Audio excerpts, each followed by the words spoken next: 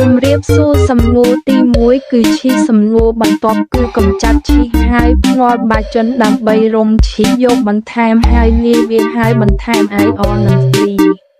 ញ៉ាំហើយរីករាយជាមួយវាដំបងហើយរុំនិងបន្ថែមជាមួយស៊ុតនេះនិងលាយនេះហើយចាក់ទៅនេះនិងចៀនជ្រៅវាហើយរីករាយជាមួយវាដំបងដាក់លេហើយបន្ទាប់មកកិនវាជាមួយនឹងបន្ទាប់មករ៉េបនិងងឿឡា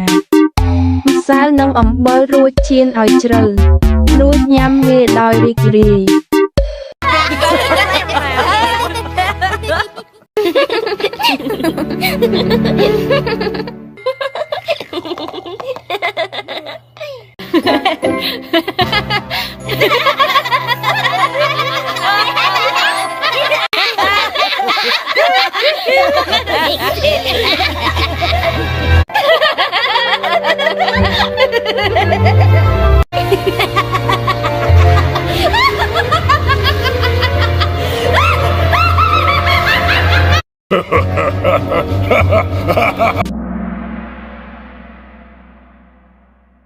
កង់បាជន GC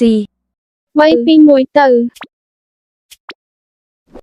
ដំបងបើកហើយរុំហើយបន្ថែមស៊ុតនេះហើយលាយវារួចចាក់វាចូលហើយបន្ថែមវាហើយចៀនឲ្យជ្រៅហើយរីករាយ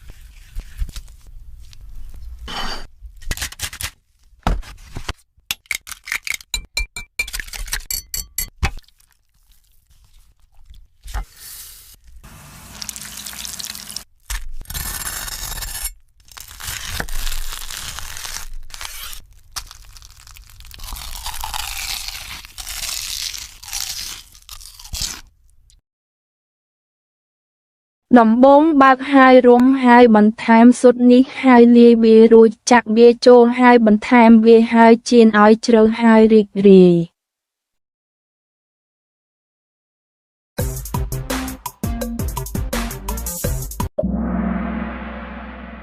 ដែលត្រូវបានរីករាយនឹងសំណួរអំពីការបើកដំបងហើយរុំហើយបន្ថែមជាមួយស៊ុតនេះនិងលាយវាហើយចាក់វាហើយបន្ថែមវាហើយចៀនវាហើយរីករាយជាមួយវាជុំបន្ទាប់គឺ